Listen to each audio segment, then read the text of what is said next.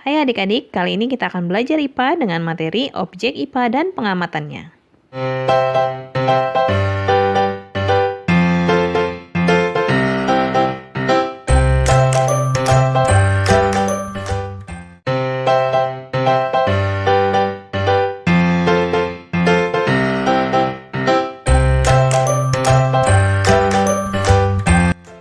Nah, yang pertama akan kita pelajari adalah objek ilmu pengetahuan alam.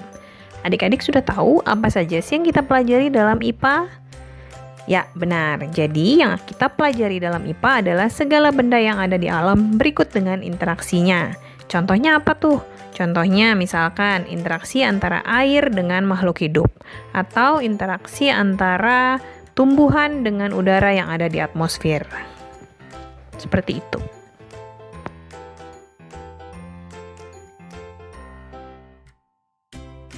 Selanjutnya kita akan belajar mengenai pembagian ilmu dalam IPA.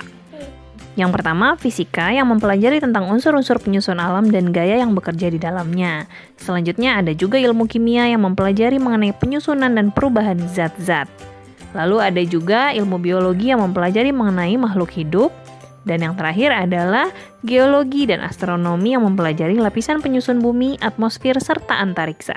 Selanjutnya, kita akan belajar mengenai pengukuran. Apa itu pengukuran?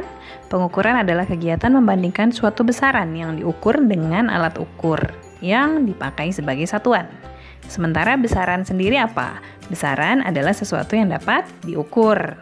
Nah, kalau satuan itu adalah sesuatu yang digunakan sebagai pembanding dalam proses pengukuran. Ya, jadi adik-adik harus bisa bedakan antara besaran dan satuan. Lalu, kalau begitu kita harus tahu juga apa saja sih alat-alat yang digunakan untuk mengukur dalam proses pengukuran.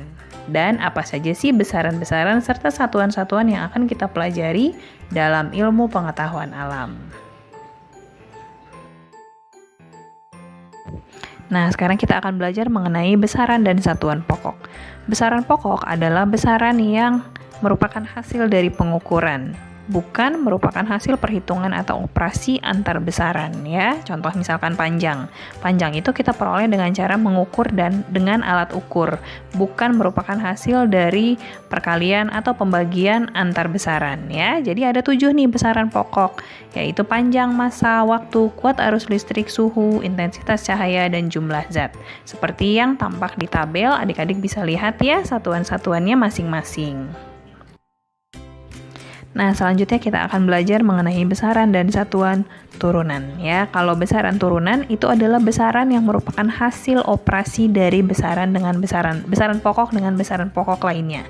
Contoh yang nomor 1 itu adalah luas. Luas adalah hasil dari operasi perkalian antara panjang kali lebar, di mana lebar dan panjang itu sama-sama satuannya meter. Panjang dikali lebar, meter dikali meter, maka satuannya adalah meter persegi.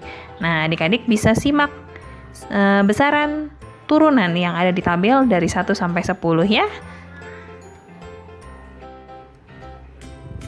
Selanjutnya kita akan simak alat-alat ukur apa saja yang biasanya digunakan dalam proses pengukuran dalam ilmu pengetahuan alam. Yang pertama, untuk mengukur panjang biasanya kita menggunakan mistar atau meteran, atau ada juga yang namanya jangka sorong ya. Jadi mistar, meteran, jangka sorong itu adalah alat ukur yang biasanya digunakan oleh kita, peneliti atau ilmuwan-ilmuwan untuk mengukur panjang. Selanjutnya, untuk mengukur massa, kita menggunakan neraca atau timbangan. Nah, neraca ini ada macam-macam ya. Ada neraca digital, ada neraca yang biasa digunakan untuk mengukur berat badan, ada neraca-neraca untuk mengukur bahan-bahan kue, dan lain sebagainya.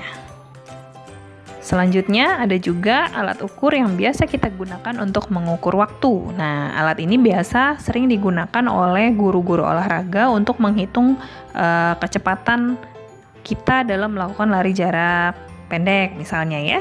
Itu namanya adalah stopwatch ya. Jadi stopwatch adalah alat ukur yang biasa digunakan untuk mengukur waktu. Ada yang ingat satuan waktu apa? Satuan waktu adalah second ya. Berdasarkan sistem internasional, satuan waktu adalah second atau detik. Selanjutnya alat untuk mengukur suhu atau temperatur ya. Nah, ini biasanya banyak digunakan oleh dokter atau perawat-perawat untuk mengukur suhu tubuh kita ya. Namanya adalah termometer. Nah, termometer juga ada banyak nih macam-macam. Ada yang digunakan untuk mengukur suhu tubuh, ada yang digunakan untuk mengukur suhu ruangan, dan ada pula yang mengukur cairan atau suhu makanan ya. Selanjutnya ada juga alat yang biasa kita gunakan untuk mengukur kuat arus ya, namanya adalah ampermeter. Satuan kuat arus listrik itu adalah ampere. Jadi, alat untuk mengukur kuat arus listrik kita namai ampermeter ya. Mungkin alat ini masih jarang kalian lihat karena biasanya ampermeter ini digunakan untuk orang-orang atau para ahli-ahli yang menguasai listrik. Berikutnya kita akan belajar mengenai satuan ya. Jadi satuan itu terbagi menjadi satuan baku atau satuan standar dan satuan tidak baku.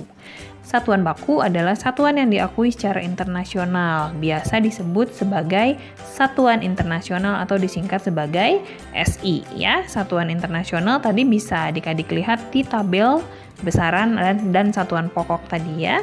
Contohnya, kalau panjang satuannya meter, kalau waktu satuannya second, kalau arus listrik satuannya adalah ampere. Nah, itu adalah contoh-contoh satuan baku atau satuan standar.